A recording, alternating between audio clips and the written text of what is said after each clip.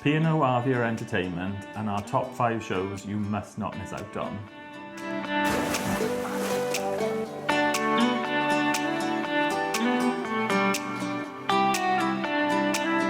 Hi everyone, welcome back to Tuesday with Jordan and Andrew. For those who haven't seen our page before, I'm Jordan. And I'm Andrew. Today we're talking about the entertainment on the Arvia. So the bits we're going to be covering are the headline theatre, the Skydome shows, the bar entertainment, the dinner entertainment, the Atrium, I think that's it, isn't it? And the Clubhouse. And the Clubhouse. Well, I always miss the Clubhouse. It's kind of like bar entertainment, I suppose, isn't it? But yeah, but the Clubhouse is huge. it's a bit more. Yeah. Anyway, so we're going to start with the headliners. Drew, talk me about the headliners. Hi, John. Headliners theatre. So main theatre on board the ship.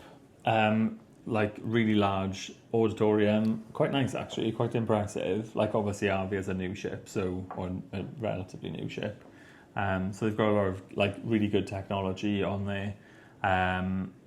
That's like holding like Broadway style shows, I suppose. It's generally one of our go-to places, isn't it? The theatre, whatever ship we go on. Yeah, so I think the entertainment is quite important to us on a cruise, because you can obviously you're getting great food, great service, like amazing drinks and like bar staff, and then having that entertainment as well is like something perfect to do of an evening, because otherwise you're kind of like at a loss. You might be in the middle of the sea. I think it's fair to say as well, it's quite mixed on the Arvia, but only mixed because you've got a wide range of people to entertain, haven't you? From really young to maybe a bit older. Yeah, you don't have just one sort of demographic, so there is a wide range of entertainment on there.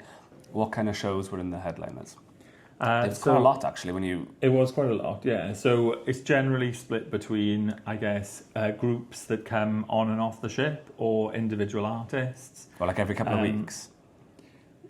Yeah, so I think we caught the privateers, which were, I guess, like would you call it like an Irish sort of like folk band? Yeah. They were amazing, but they were only on the ship, I think, for the first 3 days of our sailing. So we were on there for 2 weeks. So it's always important. Like, so on P&O, it's called the Horizon, which is your daily navigator sort of. An example to show us? I have. Here's one I prepared earlier.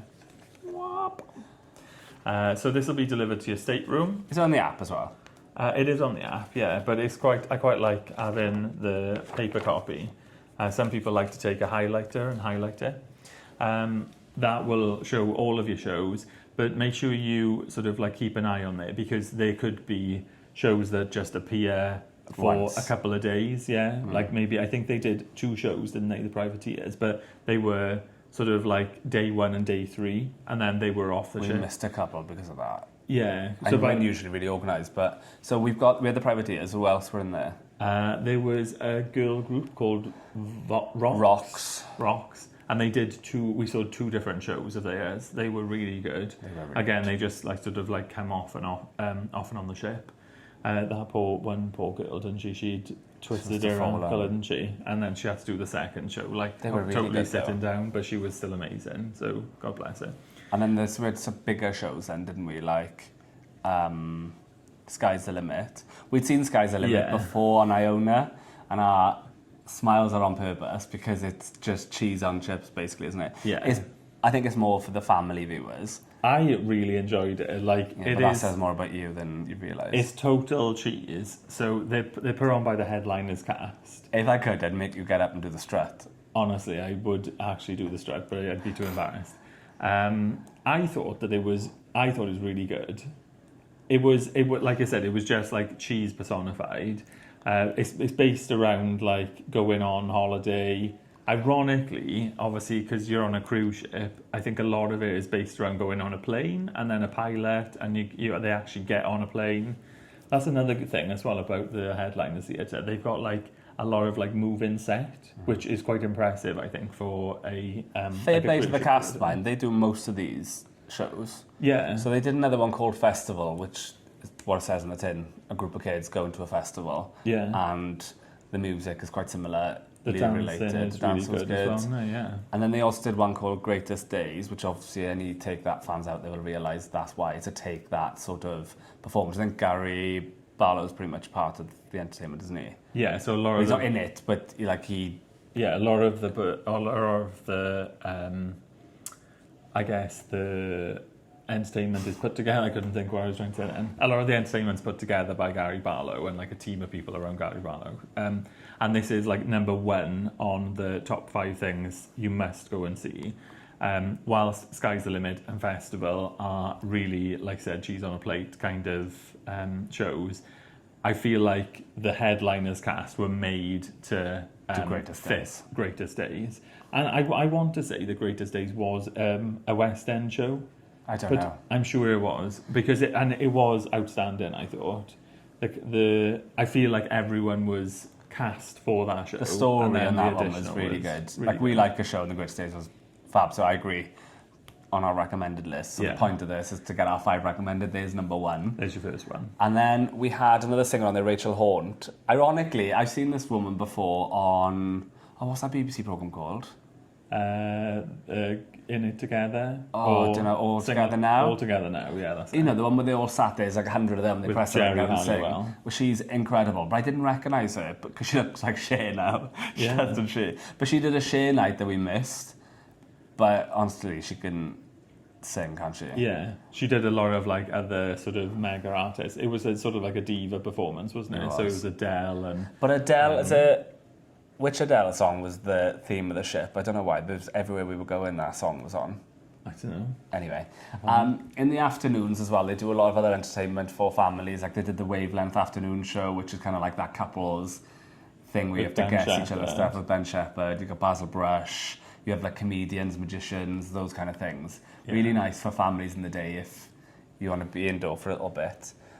Talk through the Skydome. This is not like the Iona one because this opens. Yeah. So sister ship Iona has a fixed Skydome because I guess it's not going to the Caribbean every year.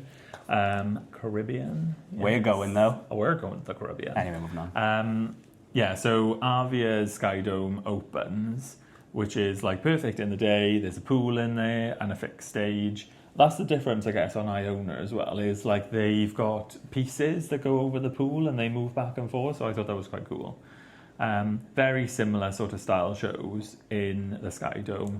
I want to say it's a bit more family friendly, so I think it's more for, I guess, more aimed at the kids. I feel like it's vibe, isn't it? Yeah, it's a separate cast of people, I believe, up there, but they put on great shows up there, and then it's a bit more of a casual style seating because you're sitting on like deck chairs, I guess. Yeah, most things start up there at like 9, so I would suggest getting there a bit earlier than that, particularly if you want a good seat. Yeah. Like they had different shows, like one was digital, one was X, I think, or one was Play.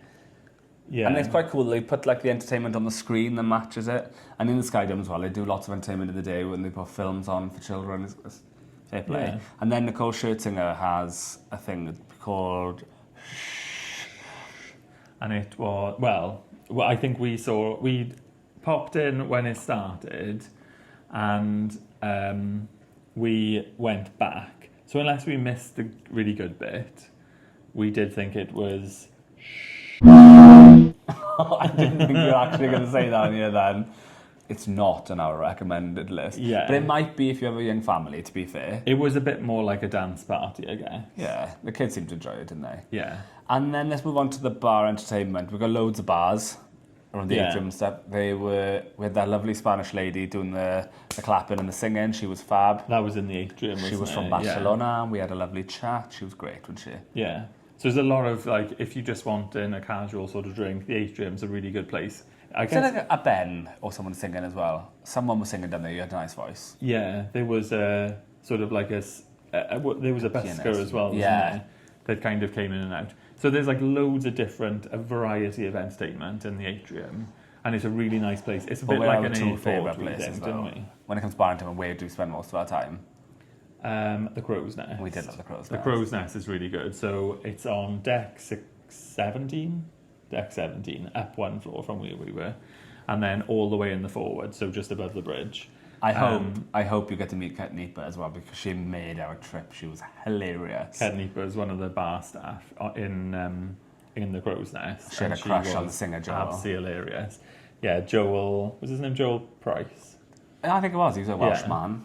Yeah, so pianist, there's a big sort of grand piano in the crow's nest, and then there's entertainment in there in the It's really night. nice, isn't it? Their dress code after five-ish, Yeah. so no shorts and stuff. It's just really smart up there. Yeah, it's really nice and relaxed. They got really nice big chairs. But let's it come on was to our second recommendation, which would be the 710 Club. What is the 710 Club? So 710 Club, I think, is like the birth child of, or the love child, is it? Which one? How do you call don't it? know. The love child of Gary Barlow. So there's like pictures in there. It's a small venue. I think it only holds like 86 people. That's another one of our recommendations. So our second recommendation, 710 Club. It's just off the Atrium on deck 6, I think. It's one of those ones that you probably have to book onto, but if it says it's full, try and go sort of like half an hour before the doors open, because they've normally got an amount of seats that they are still kind of for walk-ins, and a lot of people don't turn up.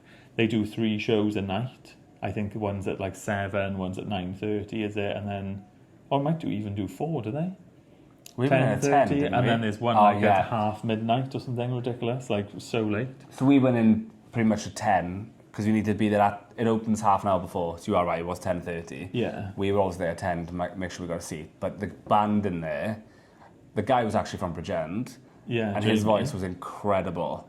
Was he really good? Yeah. So I think he went on Britain's Got Talent with his mum. with his mum, yeah. His mum is like a Dolly, or his dad was a Elvis impersonator, and his mum was a Dolly Parton impersonator, wasn't she? So each night they had like a different theme.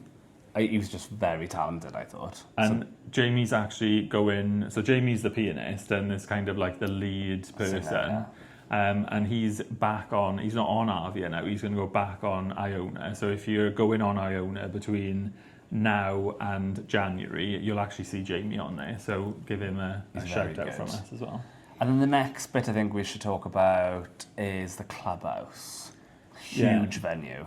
Huge. Oh my God, what was the thing we did with the buzzers? I just remember that. That was good, but there was that other show as well that we missed, wasn't we? But it was There's like, one where they had to do like a game, like a quiz show with the buttons. That was really good. like fastest finger first sort of thing. We were very good. Yeah, so it was like a massive variety of different types of entertainment in there. So you get everything from sort of like bands to like game shows, or magicians, comedians, that kind of thing. But it's a bit more relaxed, a bit more family friendly. I think they do like a kids disco in there as well, don't they? Like earlier on. I think they did a bit of karaoke in there too, didn't they? Yeah. So lots of different stuff going on there. Again, it's quite relaxed in there. There's a big bar in there, and sort of bar staff coming around taking your orders as well. So quite a nice place to be. Especially a bit more of a family vibe, like you said, doesn't it? Yeah. Really nice. The next one we'll talk about is the dinner entertainment. So in the Limelight Club, which is like a private venue, you can pay them to have maybe a private performance sort of dinner with whoever's on there. Our one was Ray Quinn. Yeah. I think the week after that was going to be the guy from... he was on The Voice as well, wasn't he? It was Kevin Sims. Kevin Sims, that's it, thank you. From Liberty X. Oh, okay. He's got an incredible Lee voice. Mead's been on there, so West End stars. Lavoie has been on there. Oh, okay. He's like currently on Drag Race. Like really like huge sort of personalities. So we had Ray Quinn. For those of you who don't know, Ray Quinn came second, I think, to Leona Lewis on X Factor. He was really good in here. If you're into that kind of music as well, he's very talented at it. Yeah, and this is our third recommendation. Our third recommendation, because the food was delicious. Yeah, really good. So it's an upcharge venue. I want to say it's only like a small amount of money. Well, it's not a small amount of money, but when you consider your dinners included, you're going to be like dining and listening to really like good entertainment.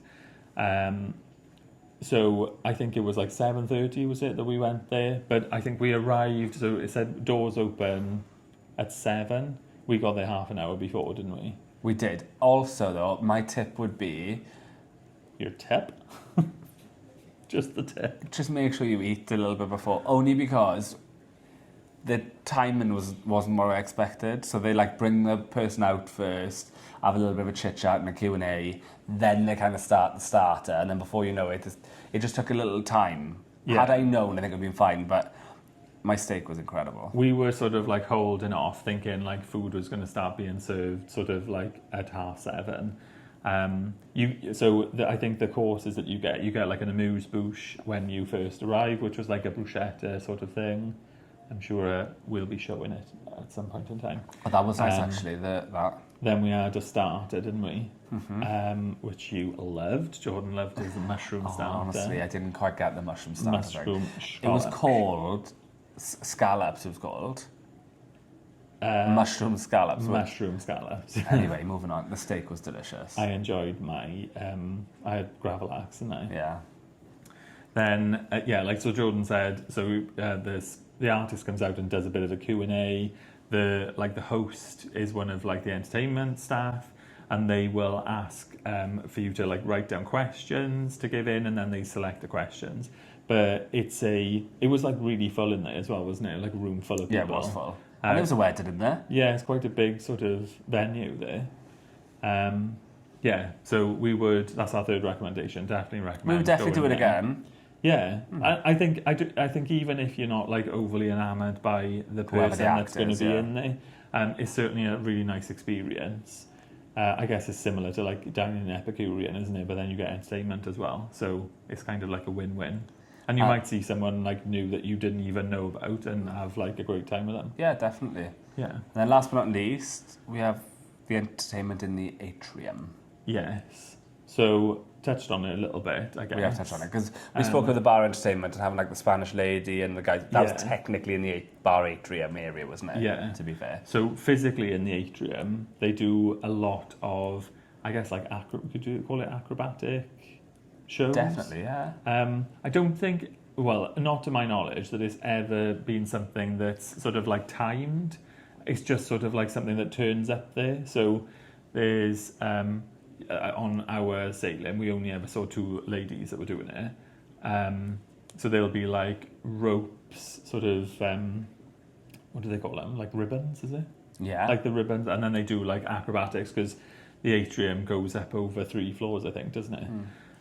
So it's quite impressive. It like is really immersive, isn't it? And obviously wherever you're standing at any floor on the Atrium, or if you're on the stairs, you get a fabulous view of that entertainment going on.